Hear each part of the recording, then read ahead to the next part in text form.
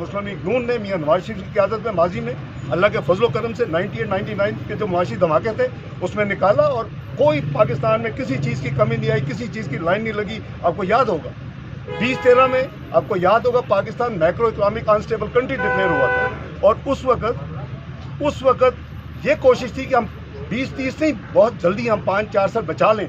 अगर पाकिस्तान उसी डगर पे चलता तो मैं समझता हूँ कि जो पाकिस्तान दुनिया की 18वीं मईशत बनने जा रहा था और इटली और कनाडा की मईशतें पीछे होनी थी, वो शायद 20, 25, 26 तक बन जाता।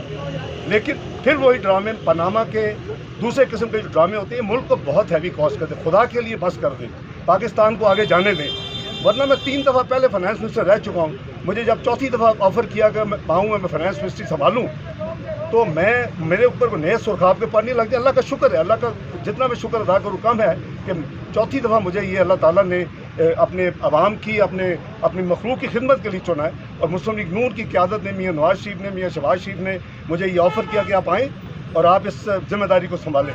आप दुआ करें कि हम सब का मुल्क है, हम सब की ये जिम्मेदारी है कि हम मुल्क की मफाद के खिलाफ बिल्कुल काम ना करें। हम जो भी हो, जितनी सियासत को दबा दें, उसको दफन कर दें जो घटिया सियासत है।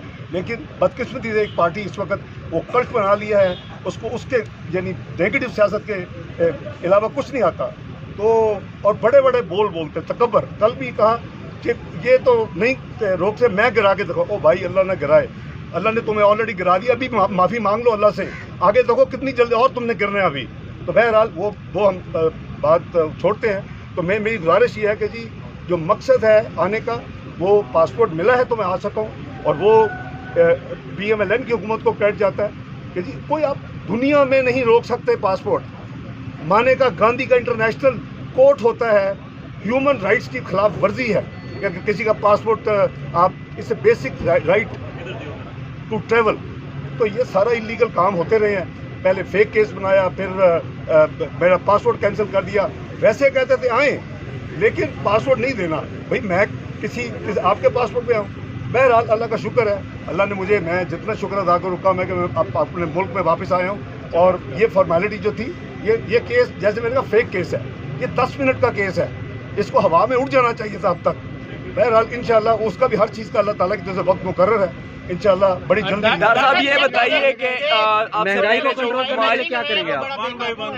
और डॉलर भी है, वो भी बड़ी ऊंची परवान जा रहा है। कितना टाइम आप समझ रहे हैं कि पाकिस्तान की मईशत को दोबारा राइट ट्रैक पर? देखिए, तकरीबन 3.25 साल की जो तबाही थी, जो मईशत का जनाजा निकाल दिया गया, और फिर जाते जाते क्या किया आपके सामने है कि जो इंटरनेशनल मुआहदे किए हुए हैं, हम ये करेंगे, ये करेंगे, ये करेंगे, सॉवरन मुआहदे हैं। और कभी कितनी भी दुश्मनी हो, आने वाली हुकूमत सॉवरन मुआहदों को, हुकूमती मुआहदों को डिसओन नहीं करती, उस पर अमल करती है। जाते जाते उन मुआहदों को एक तरफ किया, अपनी पॉलिटिकल माइलेज लेने के लिए उसके खिलाफ काम किया, और आवाम को यानी ये बताया कि मैं आपके लिए ये कर रहा हूँ। और ख़ुद कहा प्राइवेटली कि मैंने लैंड माइन्स बिछा दी हैं, मैंने बारूदी सुरंगें बिछा दी हैं। तो ये आपके सामने हम पूरी कोशिश करेंगे। हमारा सबसे पहले ये कि हमारी करेंसी वो बिल्कुल उसका ये राइट नहीं है, ये मुकाम नहीं है जहाँ ये पहुँच चुकी है। और मैं समझता हूँ कि इसको अपने जो कुछ लोग चंद जो स्पेकुलेटर्स हैं, या इससे जो खेल खेलते हैं, उनको बंद हो जाना चाहिए।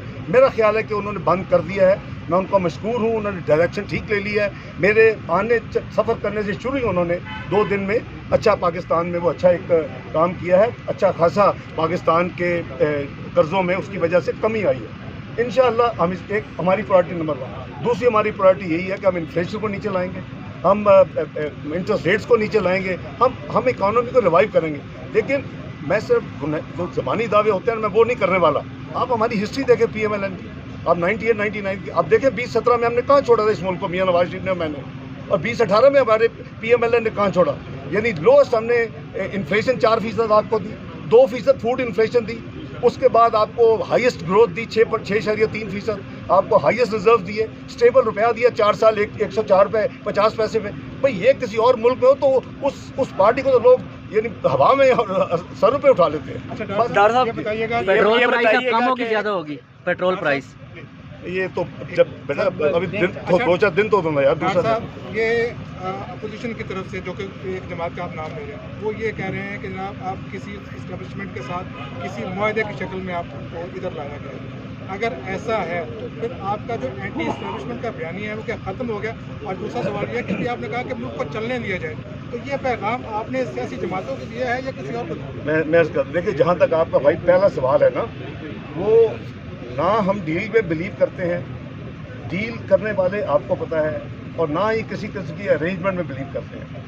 वो बताएं कि आरटीएस कैसे बंद हुआ था, वो बताएं कि इलेक्शन चोरी कैसे हुआ था, वो बताएं कि इलेक्शन हाईजैकर को कैसे लाया गया था। ये बदकिस्मती है कि पाकिस्तान के यानी करीबन 5 साल, कीमती 5 साल ज़ाया हो चुके हैं और पाकिस्तान करीबन 30 साल पीछे जा चुका है। भाई आप आज 54th इकॉनमी बनने जा रहे हैं दुनिया की, 18वीं मीशत बनते बनते, बजाय ये कि अब G20 दुनिया की प्रीमियम क्लब में बैठते एज ए प्राउड पाकिस्तानी देखते उसको पाकिस्तान को, आज हम 54th इकॉनमी प्रोजेक्ट हो चुके हैं 4.25 साल की तबाही के बाद।